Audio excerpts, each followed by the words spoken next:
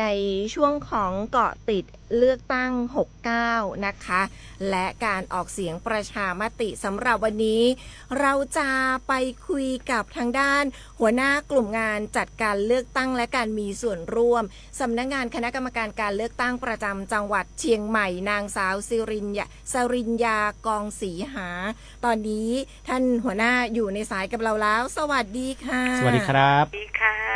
สวัสดีนะคะคุณพี่มนกันและคุณคมสันค่ะและผู้ฟังที่อยู่ทั้งบ้านทุกท่านค่ะ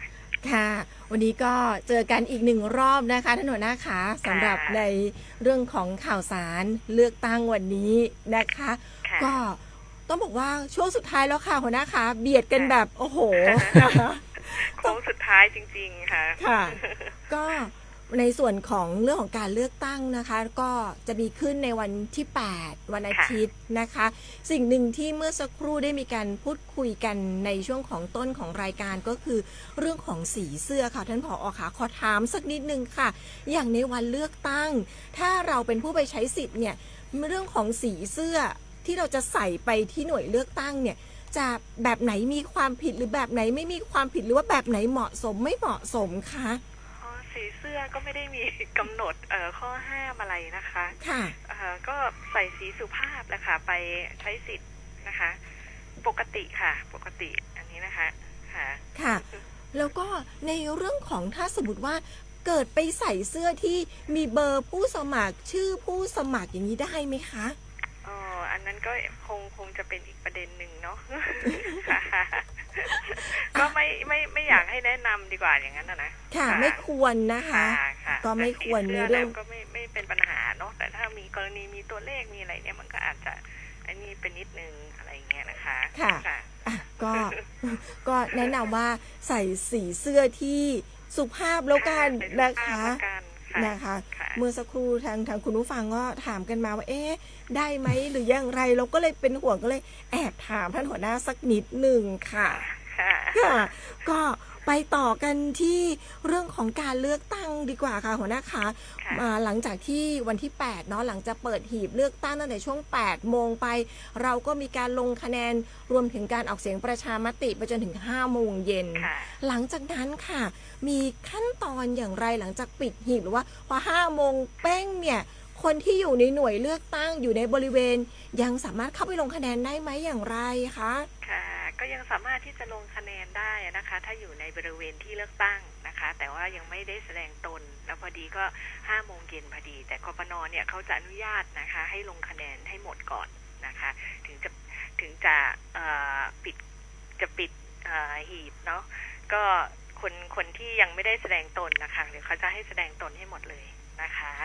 ค่ะที่อยู่ในบริเวณที่เลือกตั้งนะคะค่ะหลังจากปิดหีบแล้วเนี่ยขั้นตอนจะเป็นยังไงบ้างคะท่านหัวหน้าคะค่ะขั้นตอนเนี่ยนะคะก็เป็นขั้นตอนที่มีความสำคัญเนาะนอกจากการออกเสียงลงคะแนนในช่วงเช้า 8 นาฬิกาถึง 17 นาฬิกาแล้วนะคะขั้นตอนต่อไปนะคะก็จะเป็นเรื่องของการนับคะแนนนะคะการนับคะแนนครั้งนี้อย่างที่เราทราบนะคะว่าเรามีความพิเศษตรงที่ว่านอกจากการมีการเลือกตั้งสสแบบบัญชีรายชื่อและแบบแบ่งเขตแล้วเนี่ยเราก็จะมีการออกเสียงประชามติด้วยเพราะฉะนั้นในการนับคะแนนนะคะก็จะเป็นการนับคะแนนทั้งการเลือกตั้งแบบสสแบบแบ่งเขตแบบบัญชีรายชื่อและแบบและการออกเสียงประชามติเพราะฉะนั้นเราจะเห็น3กระดานนะคะอยู่ที่ออกเสียงนะคะที่ลงคะแนนนะคะก็จะนับพร้อมกันนะคะเขาใช้คำว่าโดยไม่ประวิงเวลานะคะเพราะฉะนั้นก็คือ3กระดานเนี่ยจะขึ้นนับพร้อมกันหมดเลยนะคะตรงนี้ค่ะกปน.เขาก็จะแบ่งหน้าที่กันนะในการดำเนินการนับคะแนนนะคะเพราะว่ามีอยู่ทั้งหมดเนี่ย13ท่านเนาะ13ท่านก็จะแบ่งกันคนละทีมละ4คนนะคะในการนับคะแนนสสแบบแบ่งเขตแบบบัญชีรายชื่อและการออกเสียงประชามติค่ะค่ะถ้าพอทางด้านของกปน.นับคะแนนเสร็จแล้วเนี่ยก็หมายถึงว่าจะไปส่งคะแนนอย่างไรแล้วเรื่องของบัตรที่มีการนับแล้วจะต้องนำไปส่งหรือว่าจะต้องเก็บไว้ยังไงคะอันนี้นะคะขั้นตอนเนี่ยนะคะกปน.นะคะเมื่อนับคะแนนเสร็จ เรียบร้อยทั้งหมดแล้วเนี่ยนะคะในส่วนของหน่วยเลือกตั้งที่อยู่ตามอำเภอต่างๆเนี่ยก็จะส่งให้กับกกต.เขตหรือผู้ที่กกต.เขตมอบหมายนะคะคำว่ามอบหมายนี่ก็คือถ้าตามอำเภอเนี่ยก็จะเป็นทางท่านอนุเขตนะคะโดยเป็นท่านปลัดอาวุโสนะคะท่านนายอำเภอนะคะที่อยู่ที่ว่าการอำเภอนั้นๆนะคะจะเป็นผู้รับมอบหีบบัตรนะคะเลือกตั้งที่ผ่านการนับคะแนนแล้วนะคะทั้ง3ประเภทเนี่ยนะคะเพื่อส่งมอบให้กับกกต.เขตต่อไปแต่ในเบื้องต้นเนี่ยกปน.เขาจะส่งไปที่อนุอำเภอก่อนนะคะสถานที่เก็บรักษาก็จะเป็นสถานที่ปลอดภัยนะคะในข้อระเบียบกฎหมายเขาจะเขียนไว้แบบนี้เนาะเราอาจจะไปฝากที่สภ.หรือสถานที่ที่ทางเขตเขากำหนดนะคะเป็นสถานที่ที่ปลอดภัยในการเก็บนะคะรวมถึงคะแนนที่เรานับแล้วก็คือส่งผ่านทางอนุด้วยเหรอคะใช่ค่ะส่งผ่านทางอนุอำเภอนะคะในการที่จะรวบรวมข้อมูลนะคะผลคะแนนเนี่ยแล้วก็ต่อไปในระดับเขตเพื่อให้เขตเนี่ยรวมผลคะแนนนะคะจาก3 ทางด้วยกันนะคะในการรวมผลคะแนนก็คือจากบัตรที่อยู่ในหน่วยออกเสียงทั่วไปนะคะและก็ในส่วนของบัตรที่ผ่านการนับคะแนนในเขตนะคะแล้วก็บัตรที่ผ่านการนับคะแนนนะคะจากคณะกรรมการนับคะแนนนอกเขตนอกราชอาณาจักรนะคะ3 ส่วนเนี้ยนะคะก็จะประมวลผลเป็นยอดรวมนะคะของแต่ละเขตเลือกตั้งนะคะกกต.เขตเขาก็เมื่อได้ยอดรวมแล้วก็จะทำประกาศเขาเรียกว่าสส6/1หรือ6/1 บชนี่ย่อมาจากบัญชีรายชื่อนะคะอันนี้เป็นรหัสแบบพิมพ์นะคะในการทำงานของเขตนะคะเขาก็จะประกาศผลออกมานะคะผู้ที่รับคะแนนผู้สมัครสสแบบแบ่งเขตที่รับคะแนนสูงสุดนะคะและได้คะแนนเสียงมากกว่าคะแนนเสียงไม่เลือกผู้สมัครใดก็จะเป็นผู้รับเลือกตั้งในเขตเลือกตั้งนั้นนะคะส่วนบัญชีรายชื่อเนี่ยเขาก็จะพอนับคะแนนเสร็จก็จะรวบรวมผลคะแนนนะคะของแต่ละเขตเลือกตั้งเนี่ยส่งต่อให้กับสำนักงานคณะกรรมการการเลือกตั้งเพื่อดำเนินการในการคำนวณนะคะหาผู้สสแบบบัญชีรายชื่อต่อไปค่ะครับก็เป็นขั้นตอนค่ะครับผมแล้วในระหว่างที่มีการนับคะแนนครับท่านหัวหน้าสามารถที่จะทักท้วงได้หรือไม่ครับแล้วก็จะมีวิธีการทักท้วงอย่างไรกรณีที่อาจจะขัดคะแนนผิดนะครับหรือมีข้อสงสัยเนี่ยสามารถที่จะ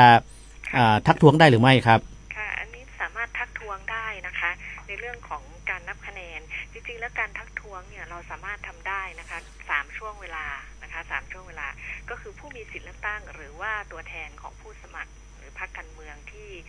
เป็นนั่งในที่เลือกตั้งนั่นนะคะสามารถที่จะทักท้วงได้นะคะ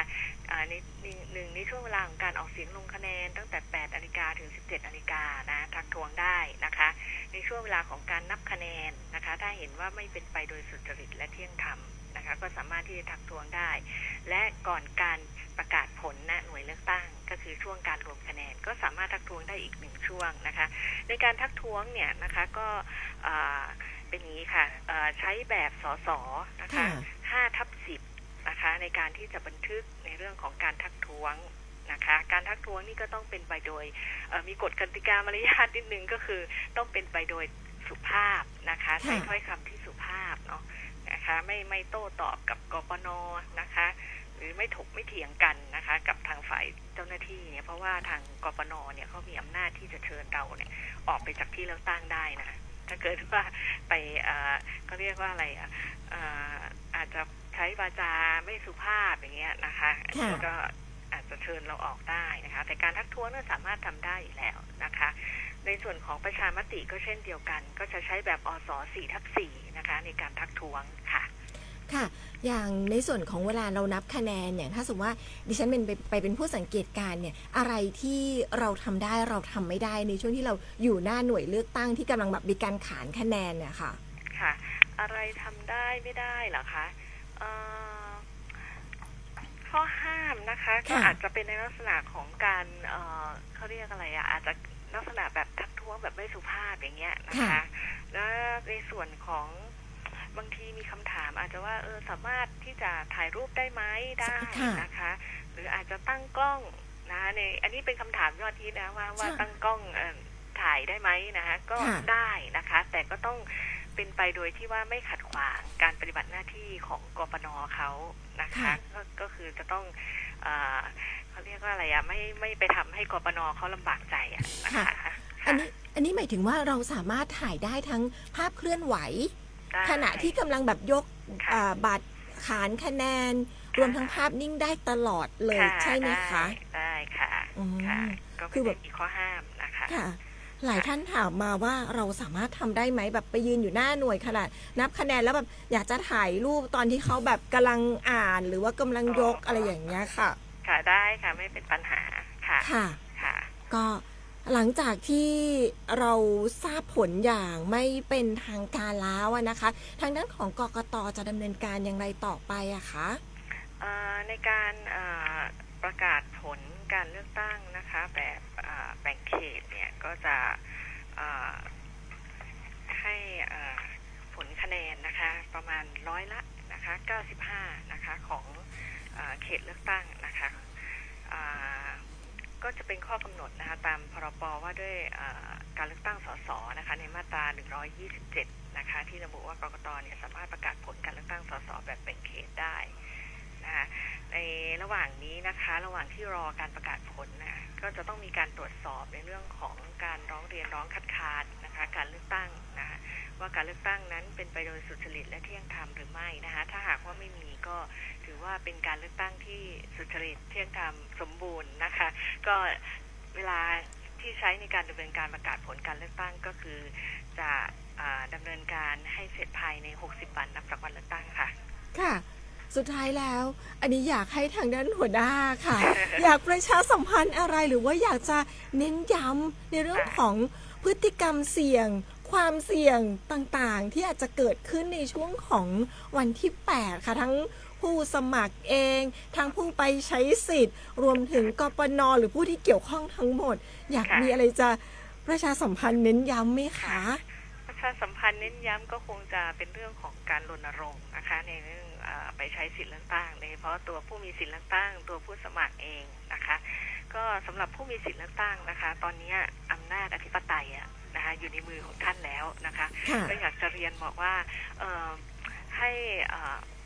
ในการไปใช้สิทธิ์เนี่ยช่วงเวลาสั้นๆนะเพียง5 นาที10 นาทีเนี่ยไม่เกินนี้นะคะเป็นช่วงเวลาที่มีความสำคัญนะคะในการที่จะกำหนดอนาคตของประเทศไทยนะคะเพราะฉะนั้นก็อยากจะฝากบอกทางท่านผู้มีสิทธิเลือกตั้งนะคะว่าพิจารณานะคะเลือกคนดีนะคะเข้าสภาเนาะค่ะแล้วก็ในส่วนของตัวผู้สมัครเองนะคะก็ขอให้ดำเนินการนะคะในการหาเสียงเป็นไปตามกรอบที่กฎหมายและระเบียบกำหนดเนาะจะได้ไม่ต้องมีการร้องคัดค้านนะคะในเรื่องของการเลือกตั้งเกิดขึ้นนะคะอันนี้ก็เป็นห่วงอยู่นะคะ ค่ะ สำหรับตัวกปน.เองนะคะ ค่ะ ตัวกปน.เองเอาฝาก3 ส่วนเลยนะคะก็ ค่ะ ฝากท่านกปน.ด้วยนะคะในการดูแลนะคะในเรื่องของการเลือกตั้งนะคะภายในหน่วยเลือกตั้งนั้นให้เป็นไปด้วยความเรียบร้อยนะคะแล้วก็ทำงานปฏิบัติหน้าที่ด้วยความสุขเนาะในการให้บริการประชาชนในการอำนวยความสะดวกกับผู้มีสิทธิเลือกตั้งนะคะ ค่ะ ค่ะ หัวหน้าค่ะขอถามอีกนิดหนึ่งได้ไหมคะ ค่ะ การหาเสียงในช่วงนี้อาจจะต้องแบบเข้มข้นมากค่ะ จะหาเสียงได้ถึงกี่โมงของวันไหนคะ ก็18 นาฬิกานะคะของวันก่อนวันเลือกตั้งไปจนถึง18 นาฬิกาของวันเลือกตั้งอีกวันหนึ่งนะคะโดยในเรื่องของการหาเสียงเลือกตั้งค่ะก็ต้องงดนะคะ ไม่ถึงว่าถ้าเลือกตั้งวันที่ 8 ค่ะ ทางผู้สมัครก็จะต้องงดหาเสียงในช่วงเวลา ตั้งแต่วันที่7ค่ะ 18 นาฬิกาไหมคะ ใช่ค่ะใช่ค่ะ 18 นาฬิกาของวันที่ 7 ก็คือ ค่ะ พูดง่ายๆก็คือพร้อมกับการที่งดจำหน่ายเรื่องของสุรา ใช่ค่ะ ค่ะ ค่ะ งั้นวันนี้ขอบพระคุณทางด้านของหัวหน้ากลุ่มงานจัดการเลือกตั้งและการมีส่วนร่วมคุณ ค่ะ สริญญากองศรีหามากๆนะคะ ค่ะยินดีค่ะ ค่ะ สวัสดี ส ค่ะ วัสดีค่ะ สวัสดีครับ สวัสดีค่ะ ค่ะ ก็คือเป็นห่วงคุณ เอานะเป็นห่วงอะไรผมว่าเป็นห่วงอย่างหลังมากที่สุดนะ เรื่องของการจำหน่ายจ่ายแจก อ่า การเลี้ยงเครื่องดื่มแอลกอฮอล์นะครับสุราอะไร จริงนะคุณ อันนี้น่าห่วง ครับ แล้วก็อย่างที่บอกกันจำง่ายๆเลยนะว่า ผู้หาเสียงเนี่ยผู้สมัครเนี่ยจะหาเสียงได้เวลาเดียวกันกับการงดอะไรนะขายแอลกอฮอล์ ใช่ครับ นะคะก็คือ 18 นาฬิกาของวันที่ 7 กุมภาพันธ์ก็คือ 6 โมงเย็นของวันเสาร์ที่จะถึงนี้ ใช่6 โมงเย็นของวันที่ 7 ยาวไปจนถึง6 โมงเย็นของวันที่ 8 นะครับหลายท่านหลายคนมีความเข้าใจผิดว่าบอได้ขายในเขตเลือกตั้ง บออยู่ในใกล้เขต บ่ได้อยู่ใกล้ๆหน่วยเลือกตั้งบัดใจเนอะ กฎหมายก็บอกว่าห้ามจำหน่ายจ่ายแจกสุรานะครับหรือว่ามีการจัดเลี้ยงเนี่ยในเขตเลือกตั้ง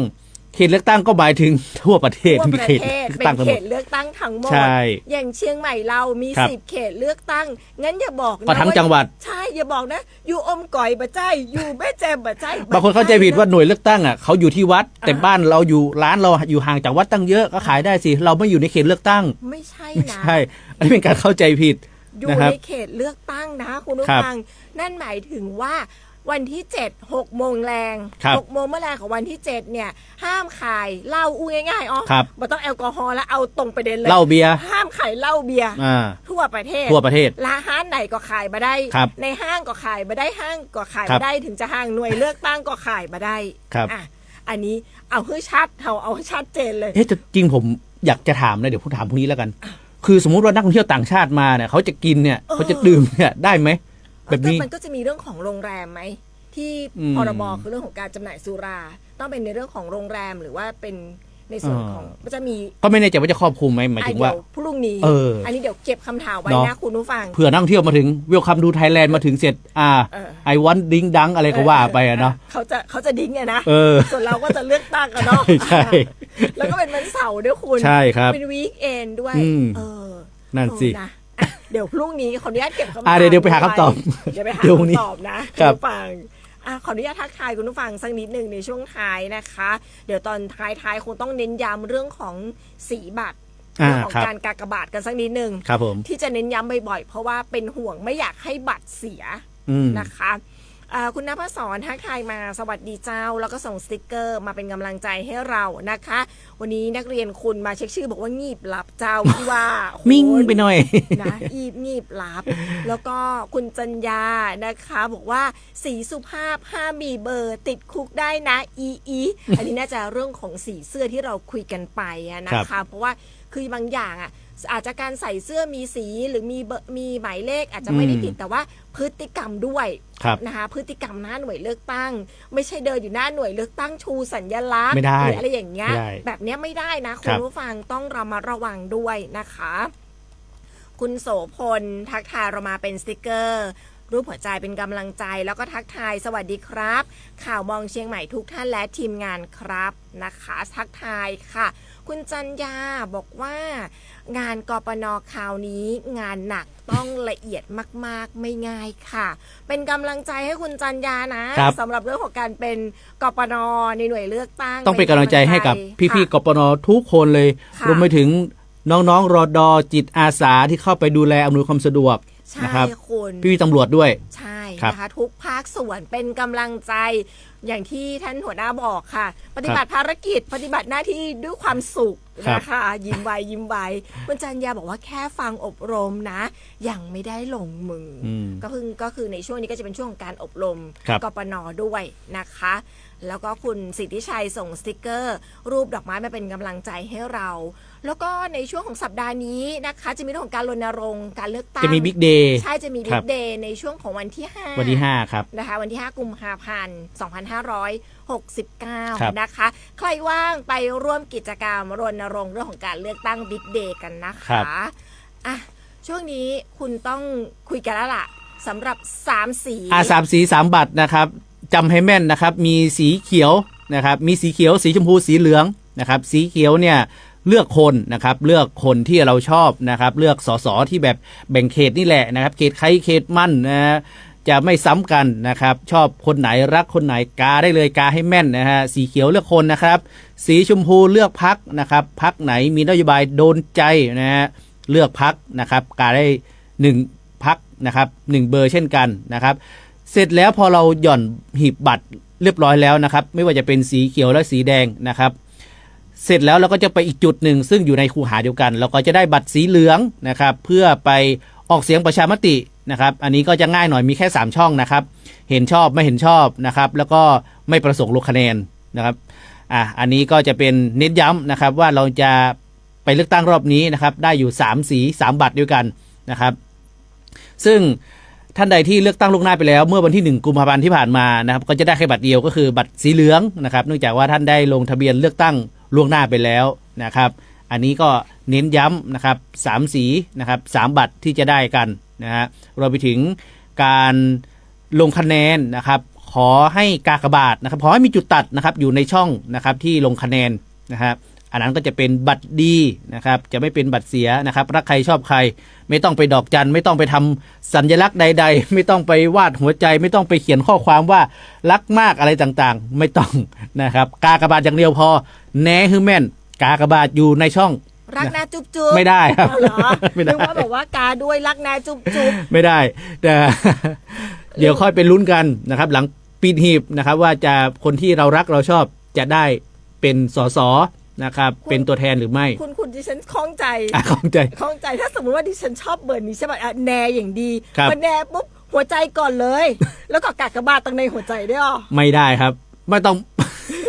โยกว่าห้ามทำสัญลักษณ์ใดๆจะรักขนาดไหนก็ไม่ได้ กากบาทอย่างเดียว ไม่ ไม่ ได้ ได้ นะทุบๆก็ไม่ได้ กากบาทอย่างเดียวเท่านั้น กากบาทพรีเซนต์ชื่อได้ก่อน ไม่ได้ครับ อ๋อไม่ใช่เช็คกัน ไม่ต้องเซ็นกับชื่อกำกับ ผิดนะผิดนะ ไม่ได้ เซ็นผิดเอามา ผิด ได้ ผิดแล้วผิดเลย ผิดแล้ว อย่างที่บอกไปตั้งสติก่อนกานะ แนดีๆ แนดีๆ ตั้งสติก่อน พอ จำให้แม่นเบอร์จาก พอเลขก่อนเนอะ เออ พอเลขที่บอร์ดก่อน ใช่ แล้วก็ค่อยไปแนกันว่า ตีออกมาแล้วแน เออ ก่อน เพราะว่าปีนี้รอบนี้เนี่ยหมายเลขพรรคก็เยอะมากนะครับ40กว่าหรือว่า50กว่านั่นแหละฮะ ขออนุญาตไม่เอ่ยเลข ไม่เอ่ยเลข คุณผู้ฟังไปตาม ต้อง นะ มีแหละทุกคนตอนนี้เขามีการไปรณรงค์หาเสียงทุกพื้นที่นะครับ ก็จะได้ทั้งเขาก็จะไม่ได้นำตัวแหละพรรคเขาอยู่พรรคอะไรอย่างเงี้ยพี่สสที่เขาไปลงพื้นที่เขาได้เบอร์อะไรนะครับพรรคเบอร์อะไรก็ฝากกัน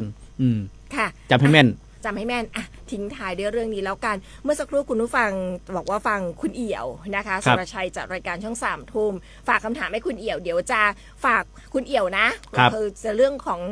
เมื่อวานคุณเอี่ยวบอกว่ามีรถรับส่งไปเลือกตั้งใน ครับ ในพื้นที่เอกชนในลานเอกชนทางคุณผู้ฟังถามว่าที่ไหนอย่างไร เดี๋ยวจะฝากคำถามให้คุณเอี่ยวไว้แล้วกันนะคะ อันนี้ขออนุญาตตอบไม่ได้ลำพูนตอบไม่ได้จริงๆ อ๋อของลำพูนใช่ไหม ของลำพูน ครับ ต ผ อบ ม ไม่ได้จริงๆนะคะขออนุญาตเดี๋ยวฝากคุณเอี่ยวไว้นะ ครั คะ บ อ่ะวันนี้เราสองคนต้องไปกันก่อนแล้วนะคะเดี๋ยวพรุ่งนี้กลับมาเจอกัน ครั นะ บ กับรายการมองเชียงใหม่ แล้วก็ช่วงของเกาะติดเลือกตั้งกัน ครับ ด้วยนะคะ เรื่องเครียดคุยกับเราสองคน ก็จะไม่เครียดไม่ได้ลืม3 สีนะคุณผู้ฟัง สีเขียวสีเหลืองและสีชมพู ครับผม นะคะอ่ะ3 สีสำหรับวันอาทิตย์นี้เราสองคนไปก่อนวันนี้ สวัสดีค่ะ สวัสดีครับ